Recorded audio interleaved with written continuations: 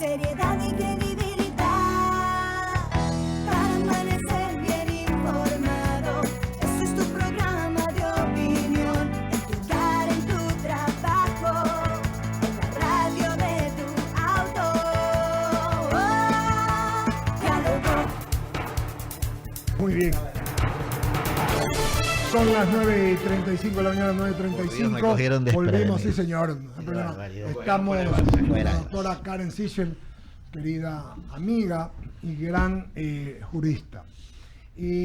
Hablemos, Karen, del tema para que le hemos convocado. Y siempre es un gusto hablar con usted.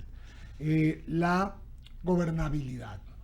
¿Qué se requiere en su concepto para que exista gobernabilidad sin dejar a un lado? Porque el problema es que muchos dicen sí queremos gobernabilidad, pero sáquenme de la cárcel a fulano, declárenme libre a sutano. Es decir, quieren, la gobernabilidad tiene un precio, la gobernabilidad no debe tener un precio, ¿verdad, Karen? Sí, yo estoy de acuerdo con eso, Eduardo, y muchas gracias por la invitación. Encantadísimo. Me parece pertinente en estos momentos hablar sobre una gobernabilidad, dado que el gobierno acaba de posicionarse la semana anterior, el presidente acaba de posicionarse, y parecería que de momento existen acuerdos en la Asamblea Nacional en donde que implican que el gobierno va a tener una mayoría absoluta. No sabemos qué tan sólida es esta mayoría absoluta, pero parecería ser que de una manera sorpresiva el gobierno va a poder trabajar en la Asamblea Nacional, que es algo que ninguno de los otros gobiernos habían podido hacer. Y si usted me pregunta qué se necesita para que haya una gobernabilidad Sí. en el Ecuador, lo primero que diría es que se necesita que hayan reformas.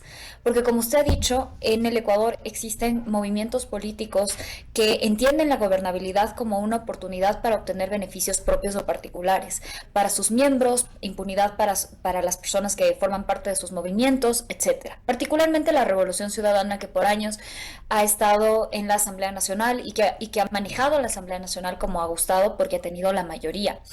Entonces, creo que la gobernabilidad implica reformas políticas precisamente para que estos movimientos políticos que entienden la gobernabilidad como intercambio de favores no tengan la representación que tienen ahora. Y el movimiento de la Revolución Ciudadana se ha beneficiado muchísimo del sistema corrupto que se implementó en Montecristi respecto de que permite la proliferación de movimientos y partidos políticos y que permite que ellos de alguna manera tengan tanta representación.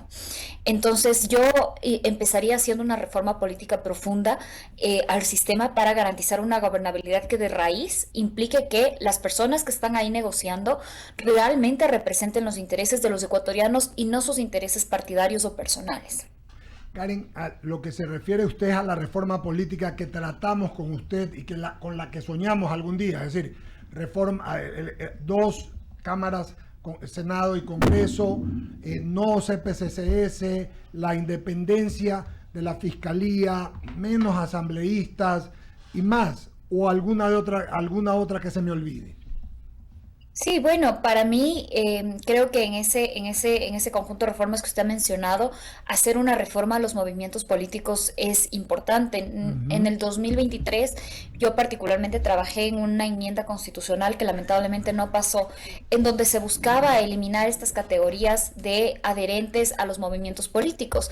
Y aunque parecería que es un cambio que no es tan sustancial, el análisis que nosotros hicimos es que realmente el problema central de los partidos políticos y de los movimientos en Ecuador es que permite que cualquier persona sin ningún tipo de registro, sin ningún tipo de responsabilidad legal o social, conforme movimientos políticos. ¿Por qué no? Si es que pasa en otros lugares, aunque en Ecuador todavía no existe evidencia académica de esto, es decir, no se ha estudiado esto desde el punto de vista académico, ¿por qué no pensar que estos movimientos políticos sirven incluso para servir como vehículos de intereses para el crimen organizado? Entonces esto se tiene que depurar, se tiene que limpiar. Y esto se puede hacer a través de una reforma constitucional que el presidente ha dicho que precisamente están formando su proyecto para hacer las reformas parciales que la Constitución amerita. Entonces yo incluiría eso. Y como usted ha dicho, la bicameralidad con una asamblea reducida sería interesante mezclar la iniciativa del Comité por la Institucionalización Democrática con la iniciativa que se trabajó en el 2023 para reconfigurar a la Asamblea Nacional, de tal manera que haya un control interno en el legislativo y que el legislativo tenga un contrapeso que actualmente no tiene, y es por eso que por 16 años la Revolución Ciudadana hasta ahora manejó como quiso al legislativo, y el legislativo se convirtió durante los últimos 8 años en la gran piedra en el zapato de cualquier gobernante que quería hacer cambios, en la piedra en el zapato en cualquier ciudadano que quería hacer cambios. No nos olvidemos que en el 2019 fue la Revolución Ciudadana que se opuso a hacer cambios sustanciales, los que usted ha mencionado: la eliminación del CPCCS, la transformación política en la Asamblea, la transformación judicial con la Fiscalía General del Estado. Javier Segarra, sigue. Gracias, Eduardo. Karen, ¿cómo le va? Buenos días, un gusto saludarla. Mire, es tan difícil hablar de un tema de institucionalidad y de gobernabilidad en nuestro país, porque lo hemos venido soportando, por así decirlo, los ecuatorianos durante muchos años, y parecería como imposible lograr ese objetivo de tener un Estado gobernable, de tener unas instituciones confiables.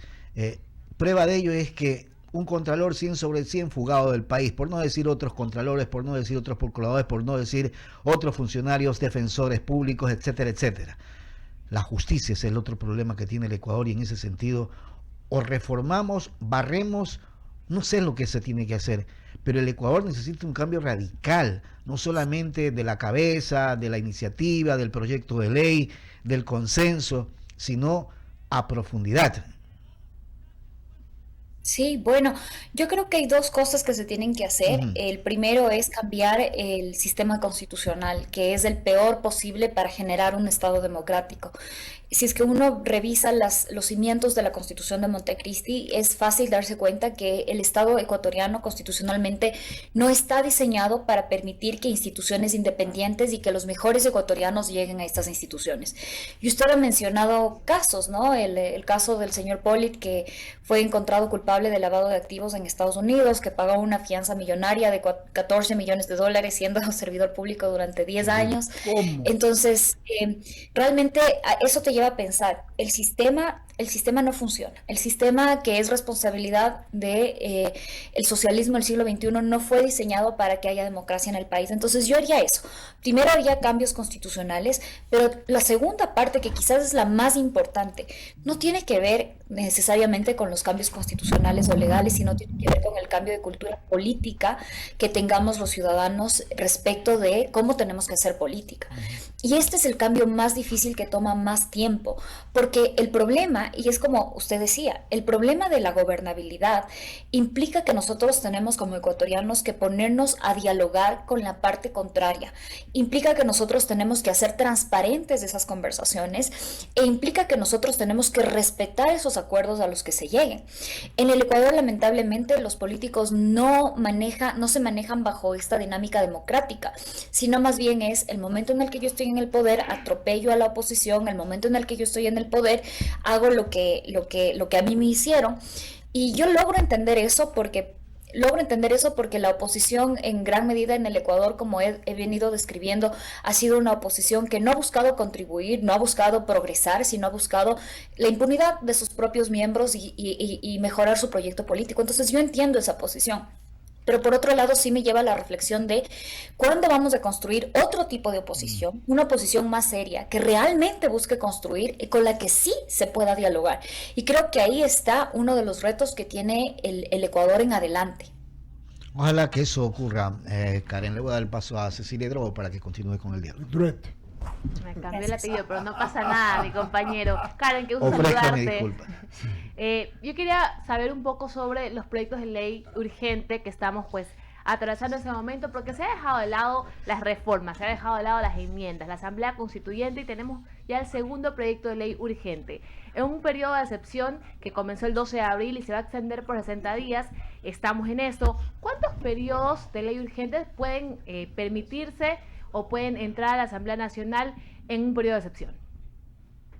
Bueno, ordinariamente, cuando no estamos en estado de excepción, solamente se puede tratar un proyecto económico urgente mientras se está debatiendo. Entonces, en este caso, la ley económico urgente respecto de disolver las economías ilícitas dentro del conflicto armado interno sería la única ley que se podría resolver, porque esa fue calificada como económico urgente tanto por el Ejecutivo como por el CAL. Sin embargo, el artículo 140 de la Constitución establece que en casos de estados de excepción, como usted acaba de mencionar, que se encuentra el Ecuador, el Ejecutivo tiene esta facultad de enviar más de un proyecto económico urgente. No existe un máximo de proyectos económicos urgentes, pero la norma sí le atribuye al presidente enviar más proyectos económicos urgentes, debido a que entiende legalmente que estamos en un periodo excepcional, extraordinario, que es precisamente la facultad que ha tomado en cuenta el Ejecutivo para enviar este proyecto de ley. Ahora, respecto de los proyectos de ley, bueno, el primero tiene que ver con esta idea del conflicto armado interno. Y sobre esto, yo aquí creo que voy a disentir con muchos constitucionalistas que han dado su opinión al respecto, que han mencionado que la ley es inconstitucional y que han mencionado que en la ley existen ciertos abusos al derecho, como por ejemplo los allanamientos sin orden judicial previa y los arrestos sin orden judicial previa hasta por 24 horas. Y a mí me parece que este es un error, porque lo que está regulando el primer proyecto se trata de un proceso en donde nosotros estamos en un conflicto armado interno, en una guerra, en otras palabras.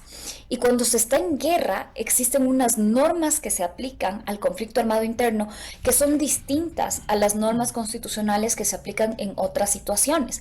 Entonces, solo le voy a poner un ejemplo. En los lugares en donde existen ya estas bandas que están cimentadas, en donde el Estado no puede perpetrar estas fuerzas, lo que acaba de ocurrir hace unas semanas con los militares que fueron asesinados. Claramente estas bandas tienen un poder de uso de la fuerza intenso. En estos casos, uno no va a esperar que el Estado se acoja al proceso normal de lucha contra el crimen, cuando no es del mismo tipo el delito común que el crimen organizado. Entonces, yo sí creo que medidas que le permitan al Estado operar de manera más rápida y en ciertas circunstancias debidamente calificadas, el Estado puede tomar estas medidas expeditas. Por ejemplo, en el Reino Unido existen este tipo de medidas no contra el crimen organizado, pero sí contra el terrorismo. Entonces, cuando hay una amenaza terrorista, hay una amenaza que pone en riesgo la seguridad del Estado, el Estado tiene la obligación de establecer procesos expeditos, de establecer normas y para precisamente que pueda actuar. Porque la idea no es que el Estado se quede con las manos atadas. Entonces, para mí, el proyecto de ley que fue enviado por el Ejecutivo no tiene inconstitucionalidades en lo abstracto, excepto algunas cosas que ciertamente se tienen que mejorar, pero en general, a mí me parece que muchos analistas han perdido de foco que la idea del Ejecutivo es precisamente luchar contra este conflicto armado interno que implica que nosotros estamos en guerra. Entonces, a mí me parece que ese es un tema que se tiene que analizar bien. Precisamente lo que yo mejoraría de esa norma es saber cuándo es que hay un conflicto armado interno para que no existan abusos por parte del Ejecutivo. Muchísimas gracias, Karen. Continúa la entrevista, Mauricio. Gracias, Cecilia. Druit. Karen, buenos días, qué gusto saludarte a los tiempos, un placer tenerte aquí. En función a lo que se ha venido hablando, yo creo que alguien como tú que conoces a profundidad las demandas que tiene la ciudadanía en sí en cuanto a las reformas constitucionales. Tú has estado desde la parte ciudadana impulsando reformas a la Constitución y desde la parte pública también impulsando lo mismo. Y con obstáculos que se han encontrado en el camino justamente producto de la potencia en la narrativa de quienes se oponen a estos cambios porque no les interesa que nada cambie. En ese aspecto, hoy, ¿qué es lo más sensible y lo más urgente? Entiendo que son varias cosas, pero hoy, el Ejecutivo aprovechando esa, como hablábamos hace un momento con el panelista Henry Cucalón, aprovechando la espuma del champán, ¿qué es lo que hoy debe hacer el gobierno para comenzarlo a cambiar desde esa mayoría coyuntural que digo yo tiene la Asamblea, aprovechando que las reformas parciales requieren de ciertos números de asambleístas que son 77, si no me equivoco, y que ya pudiese empezar a correr ese tiempo de esos 12 meses que tardaría aproximadamente una reforma parcial a la Constitución. ¿Cuáles son los temas urgentes que hoy debería aprovechar el gobierno justamente en esa coyuntura? Bueno, yo vería que lo urgente tiene que ver con los asuntos de seguridad. Y para esto yo pensaría que es importante analizar lo que ha pasado con otros países que están librando esta llamada lucha contra las drogas o esta guerra contra las drogas.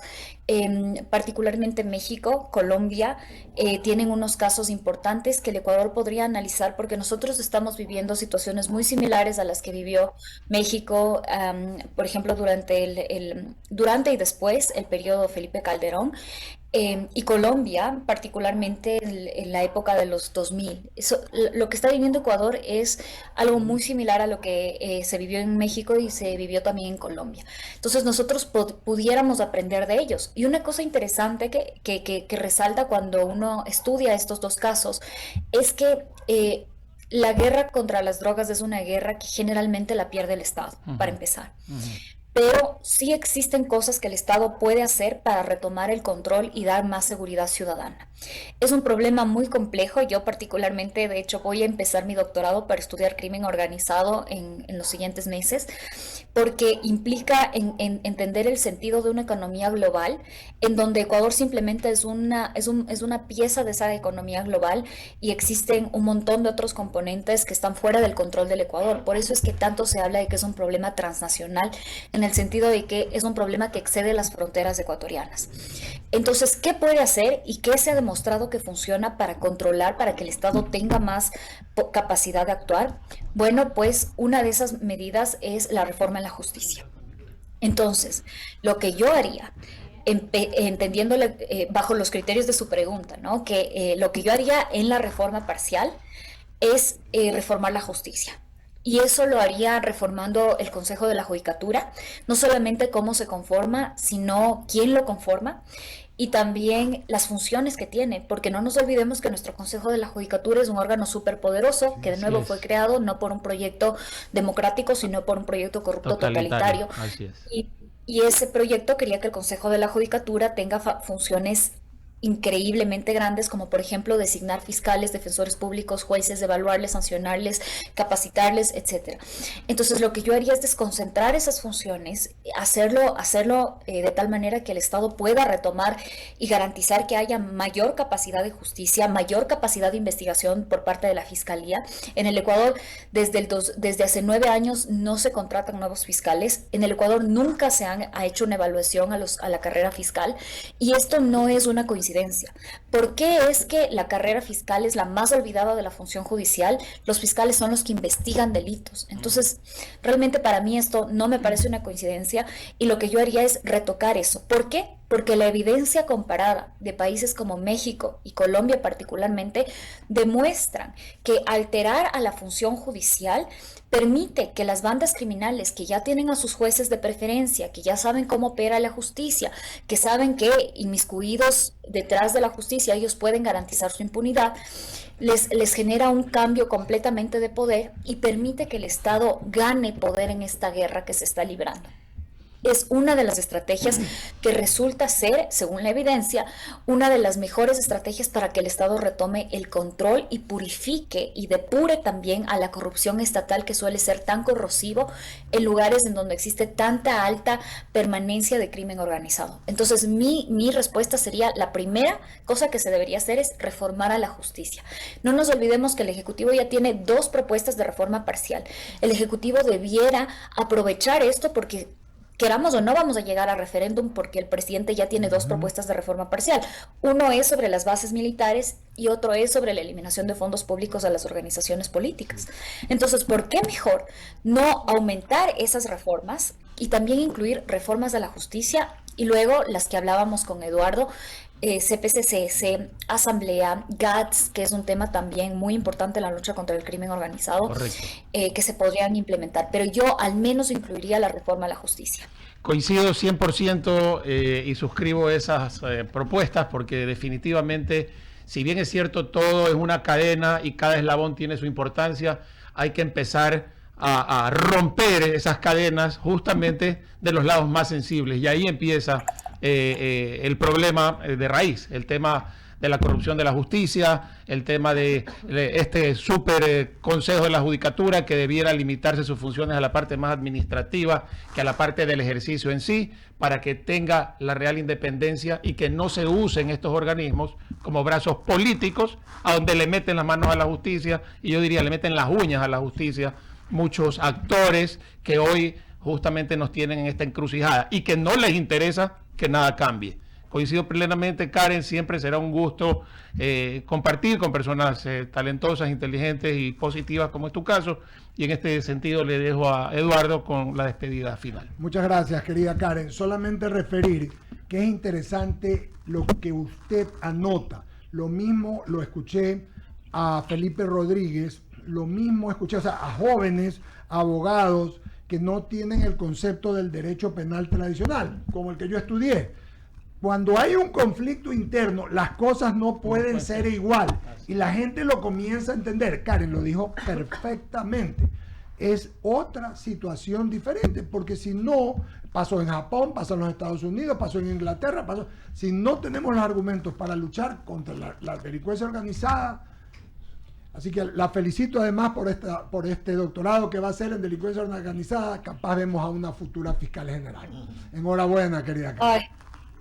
Gracias, Eduardo. Y solo para complementar Sí. esto, a mí sí me ha llamado mucho la atención que quizás, a mí no me gusta usar esta palabra privilegio porque tiene una connotación política Sí. cargada, pero a veces los académicos sí desde el privilegio comenzamos a criticar muchísimo y yo habiendo estado en el gobierno puedo decir, es muy difícil la labor que tiene el gobierno respecto de luchar contra estas bandas criminales y es muy fácil llamar a todo inconstitucional cuando uno no entiende la realidad de muchos barrios del Ecuador que tienen que lidiar con estas bandas criminales y que se encuentran desamparados de la ley. Si es que la ley está hecha para protegerles a los ciudadanos, no para proteger la ilegalidad.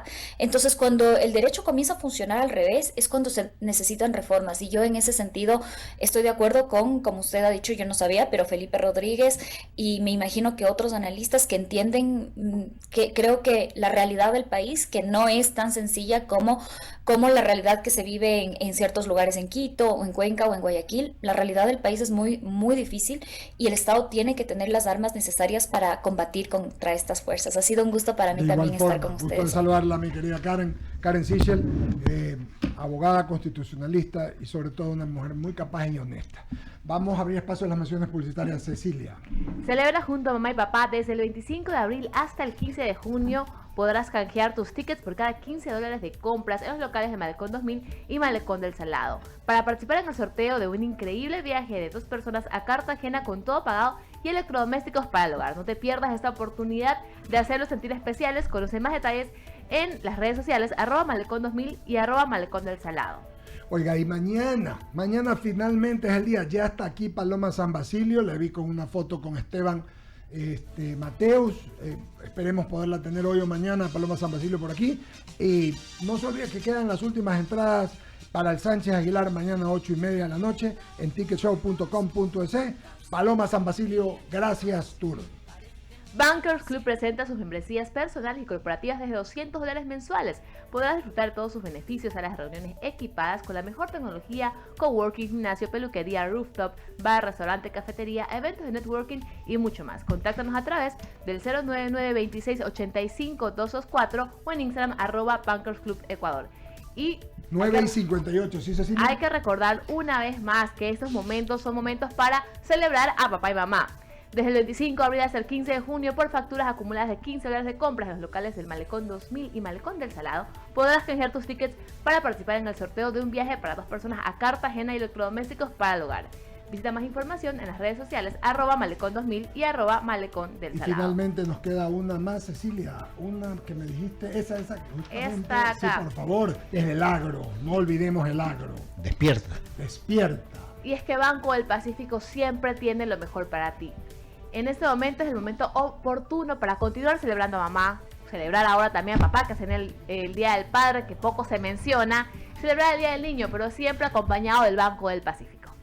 Muy bien, mañana Javier, Cecilia, Mauricio y amigos queridos, tendremos al expresidente venezolano y activista por la libertad, Juan Guaidó, que va a estar ¿a qué horas, Mauricio, acá? 8:15. 8:15 de la mañana, lo tendremos por Zoom y vamos a conversar con él gracias a Mauricio, ya lo hicimos una vez. Va a ser una oportunidad muy interesante para hablar de la libertad intrínseca del ser, la esencia de los humanos. Nos vemos mañana, Dios mediante. Un abrazo. Un abrazo. A todos, que les vaya bien.